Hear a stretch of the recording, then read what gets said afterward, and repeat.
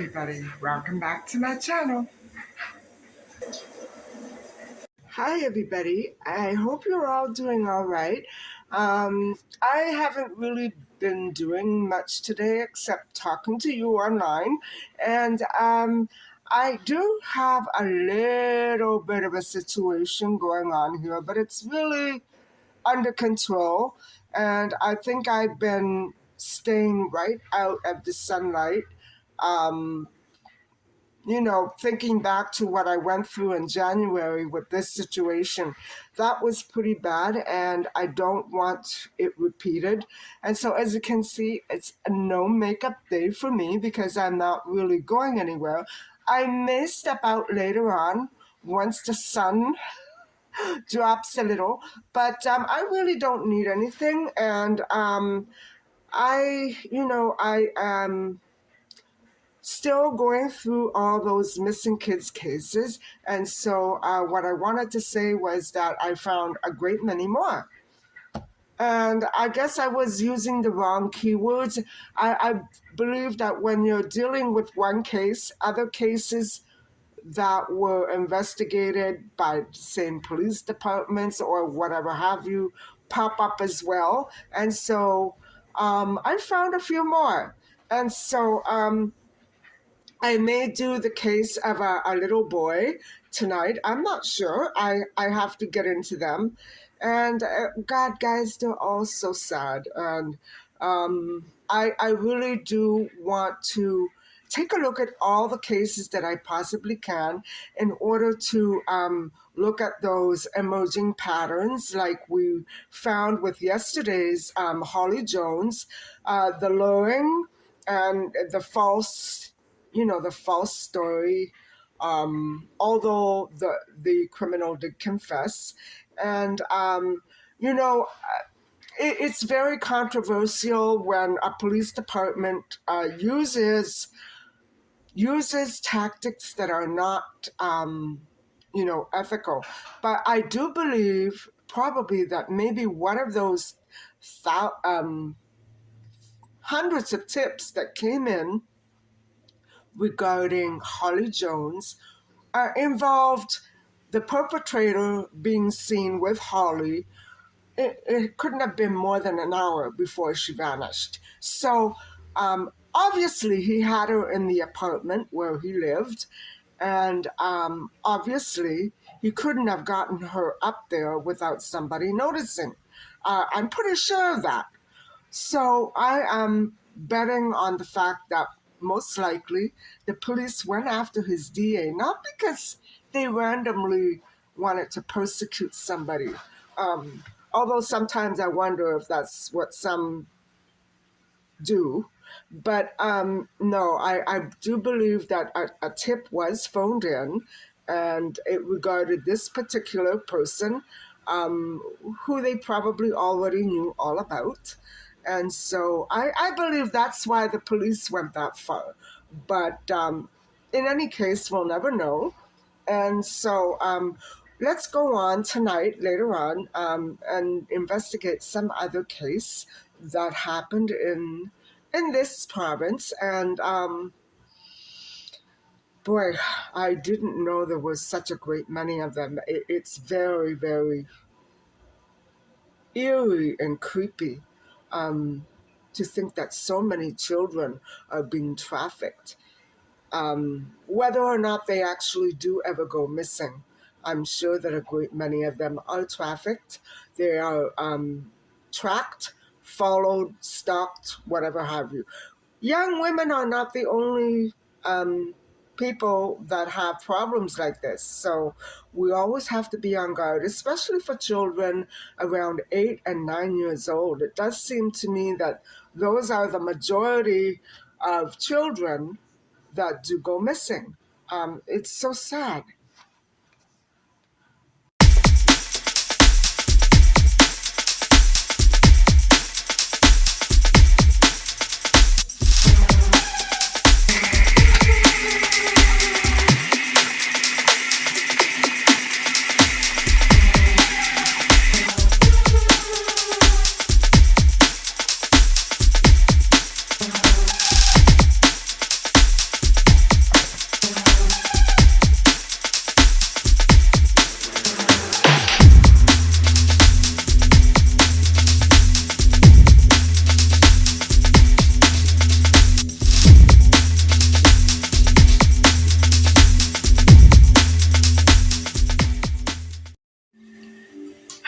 everybody. So tonight I decided that I would like to speak about Rebecca Middleton, Becky Jane Middleton, who was born on June the 27th, 1979, and passed away on July the 3rd, 1996, when she was just 17 years old. I would like to remind you that, or at least mention, that this is not the typical missing child case. However, what is missing from this case is uh, racial justice and human rights justice for the victim.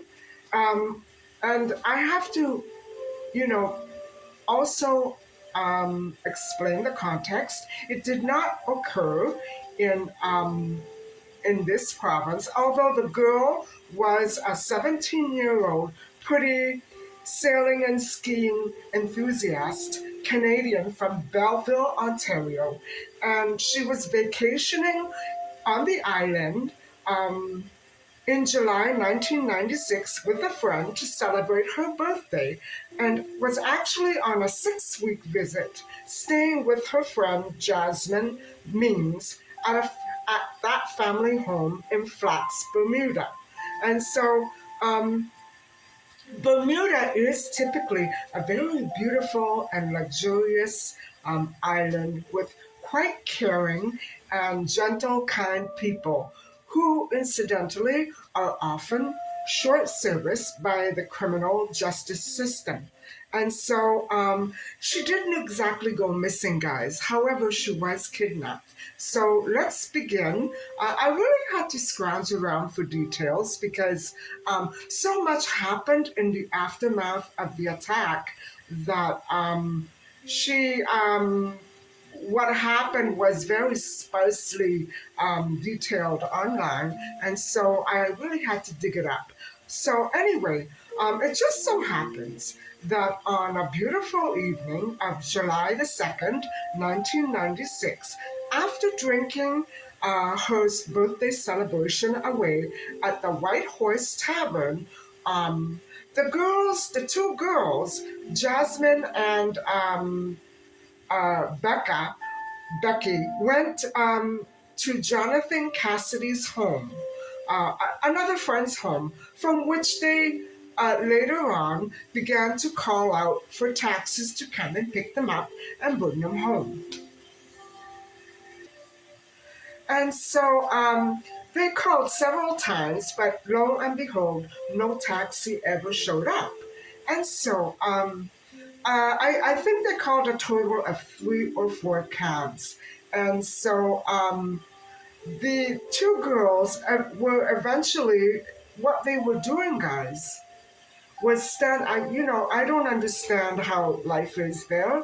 Um, but I'm very leery of island life, and I don't always feel safe. I'm talking more about the Caribbean actually than I am Bermuda. I have never been to Bermuda, and I doubt that I ever will. I'm not crazy about the island climate. I'm not a fan of islands, so I don't know what it is with me. I guess I'm a weird person, but I do know that Bermuda is quite a beautiful place, but it doesn't seem to me to be a very safe one, at least not that night in 1996.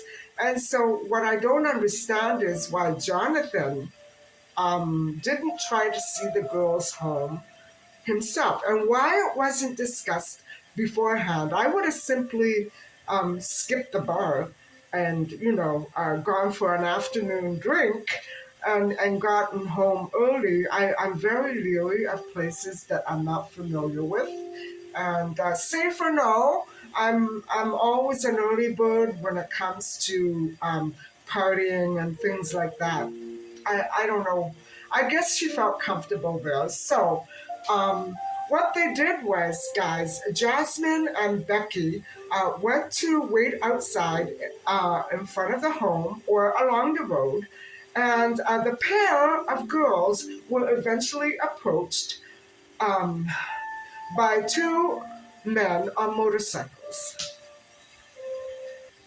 And this is why I think that this was a racially motivated crime, because uh, one of the men who gave Jasmine a lift, who was a native person from Bermuda, they offered her, she was offered a lift home, and that girl, Jasmine, did make it home very safely and very soundly. But not the case with Becky. And so, what happened, guys, with Becky, 17-year-old Becky, who was from Canada, um, she was a tourist, a visitor there.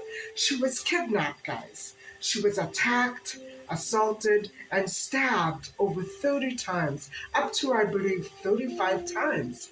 And not only that, um, her throat was slit, and she was left to die right there on the road. And so Becky was found a little later by the ambulance. I don't know how that happened. Who called the ambulance? Um, she was lying near the bushes on Ferry Road, St. George's, early on July the 3rd, 1996. So she was alive when she was found, but bled to death before the paramedics did arrive. So she wasn't found initially by the paramedics, but they did eventually arrive. That was horrific, very horrific. And so an autopsy did reveal that she died from shock and from hemorrhaging, obviously at her neck, especially as a result of the 35 stab wounds that she had received by one of the gentlemen who offered to drive her home. I don't understand why the other driver, why they didn't stick together. So that was very poor judgment on both of the girls' faults. Not only there, but even initially when they went to visit Jonathan Cassidy's home. And so what happened, guys, was a whole chaotic mess. This is one case where the aftermath truly explains the actual motivation for the crime, I believe. And so Justice Smith, 17, um, Justice Smith was a juvenile, of course, and Kirkmundy, a 21-year-old Jamaican national man, were both accused of that killing. And so police arrested both of these men, or rather, the man and the youth. And so the first off, Kirkmundy, the adult Jamaican man, made a deal, oh, how horrific, with the Attorney General, and how corrupt, and testified against the other juvenile, Justice Smith, in exchange for pleading guilty to accessory to the crime. And Smith received a 5-year sentence. Really? And so the police did charge Smith in the killing, and Mundy received 5 years in prison for admitting to being an accessory to the crime. Although the DNA evidence later showed that not only did he participate in the killing, he had also assaulted Becky as well. His DNA was inside her. And so, well, given Mundy's previous guilty plea for the lesser offense, the updated murder charge against him didn't make a difference. It was dismissed. It was treated as the same case. And not only that, it was actually nothing ever amounted to it. So the updated murder charge against him was dismissed, and DNA evidence put him at the scene of the crime, but he was acquitted of murder in 1998, despite the fact that actual DNA evidence existed from him at the scene of the murder.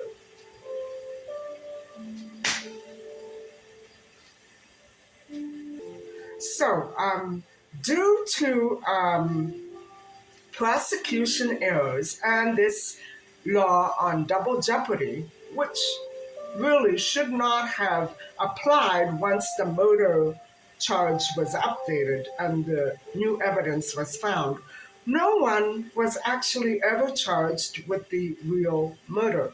They were charged with assault and accessory.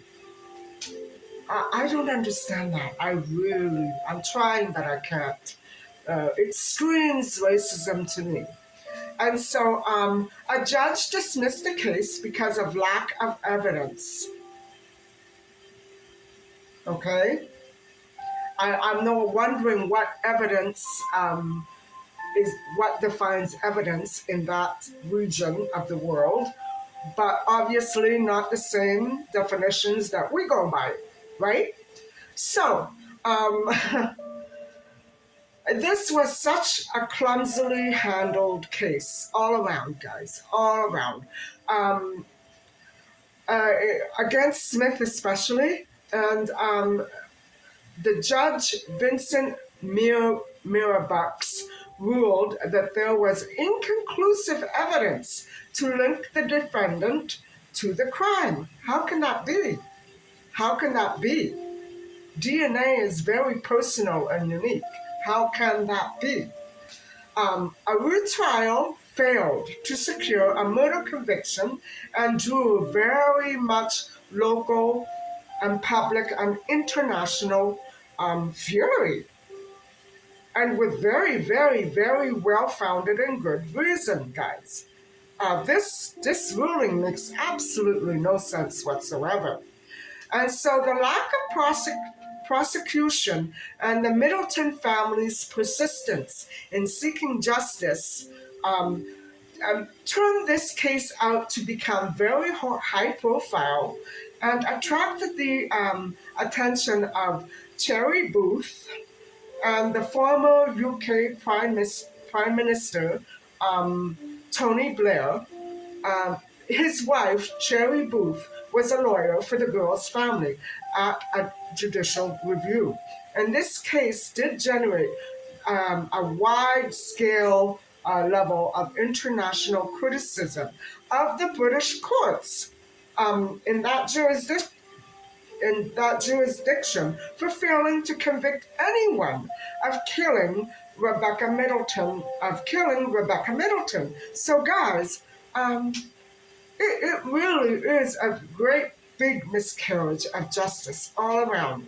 And I really, quite frankly, will never ever come to grips with this, nor will I ever be able to see the logic. And so, guys, at the start of a 2-day Supreme Court hearing, Booth did argue that the murder charge against one suspect was wrongly dismissed. It wasn't judged on the evidence that was brought to trial. And that was because of the double jeopardy law. But I think, guys, this is really, it's not only against white Canadian people, it is also against their own native people in Bermuda who cannot receive a fair trial. Victims are left stranded.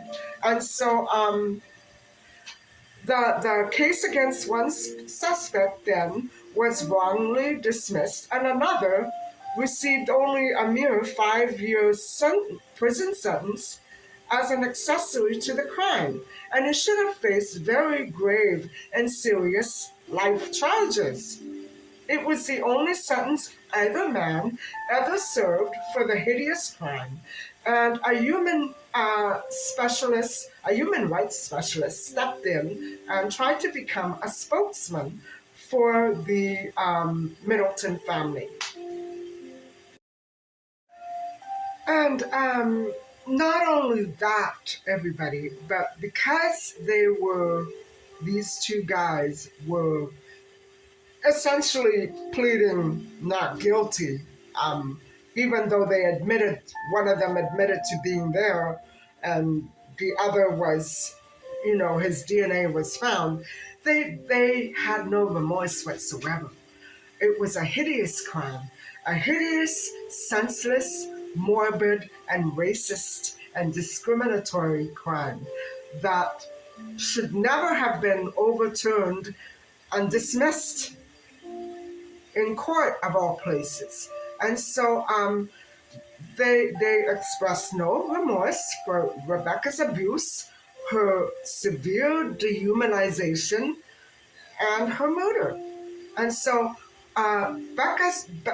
Becky's family did suffer a very great deal. They suffered horrible injustice, and it would be illegal in Bermuda's part to reopen the case, they reasoned, against these two men. Well, usually if you don't do it right the first time, you try to get it right the second time. Not here. And so this reminds me so much, guys, of the Amanda Knox trial. She was essentially tried for the same crime twice. But she was ultimately found innocent the second time, thank goodness for that. But it reminds me of that. And okay, it is a good system. Double jeopardy cannot exist.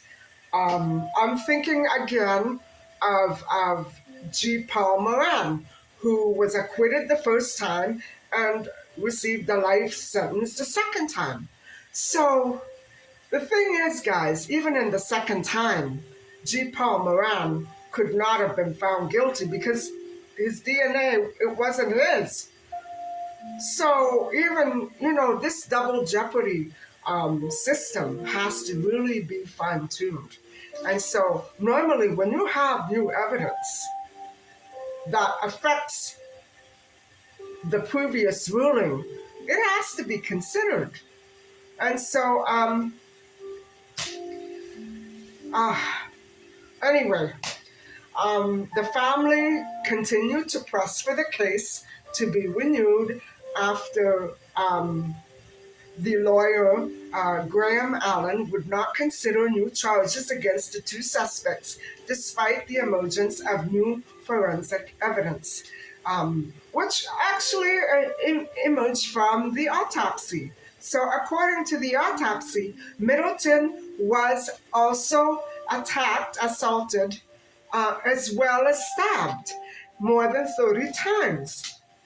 And so David Middleton, her father, said that the criminal case was bungled completely, and he hoped that a review would reopen it.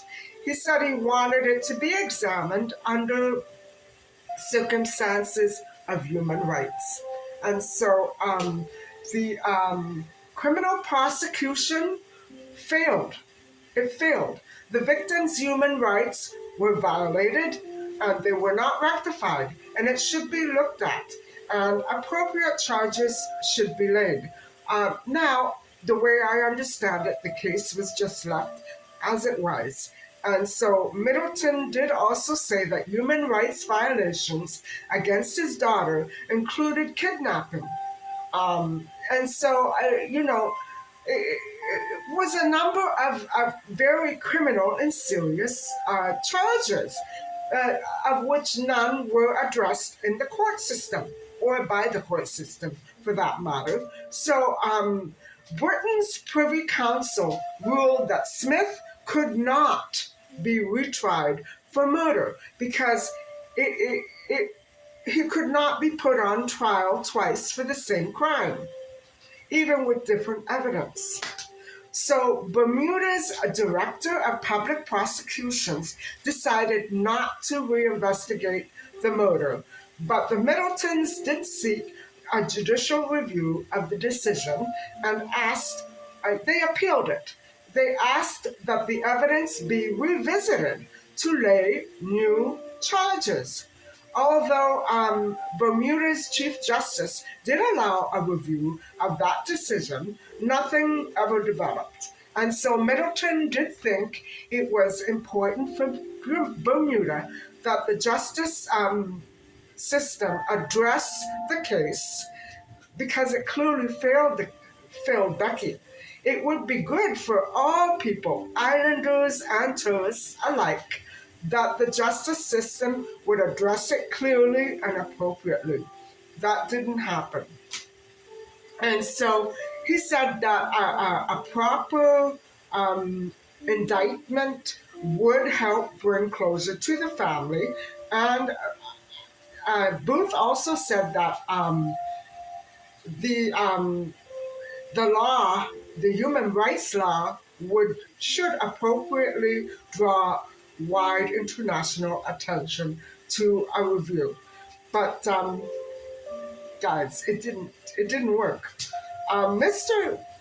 David Middleton believed that the powers that um, the judicial powers in Bermuda were more concerned with their reputation as a community, a tourist location, more so than protecting how do I say this? They were more concerned for that than they were about securing justice for his murdered daughter. The legal system there appears to be very deeply flawed. A double standard, discriminatory institution. And Bermuda, the public actually was embarrassed by the courts and their decision. So the Attorney General, Elliot Motley, who never lost a case, promised a conviction before it went to trial. But what did he do, guys? 2 weeks before the trials began, he upped and left town. And so, despite all the trauma, David was impressed by the island inhabitants' generosity after the killing, and he did make real and lasting friends who helped him and made him feel at home. So, thank goodness that he did find some sort of comfort there. However, through conversations with people in Bermuda, Middleton believed not enough changed in the 2 decades since his daughter's murder. So it had been ongoing since 1996. And so, you know what I'm saying, guys? I see the same sort of wishy-washy situation that occurred with Maddie McCann's parents, who were um, suspected almost immediately after the disappearance of their daughter. And it was, guys, I believe it was a racist system there. And because the thing about racism in trials is that the real perpetrators always get away. You know what I'm saying? In this case, the DNA was there. How did this happen? Anyway, guys, I didn't go anywhere today. I stayed in and I made my soup, as you can see, and it was kind of a nothing day out there. So I figured I better just try to preserve some of my energy for all this grief, because this truly was a horrific case and very shocking for somebody to go and travel abroad and then be done in like that. And nobody answered to it. I don't know where this came from. But so transportation is a major issue when you're abroad. I always stay very close to the city. I always stay in the busiest sections. I don't like wandering to the remote areas. You know what I'm saying? It's even dangerous to do that here at home. So, when you're traveling abroad, always remember, guys, don't travel alone at night. These two took chances. One of them was a native local, but still, she did make it home safely. Don't rely on remote areas to provide you with public transportation because it won't exist. Be careful. Don't move from area to area unless you have your own car rented. Don't do that, guys.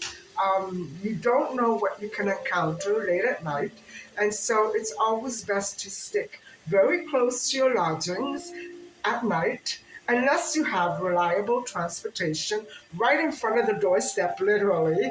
And always check before you go anywhere to visit, even if it's during the day. What is the transportation going to be like? You know what I'm saying? How long will it take? When does it stop? You know, these things are very important. And not that any of it would have been Becky's fault, but I'm just saying, you know. So I'm going to close off here. Thank you so much for listening and watching. And please don't forget to like and subscribe. Bye for now.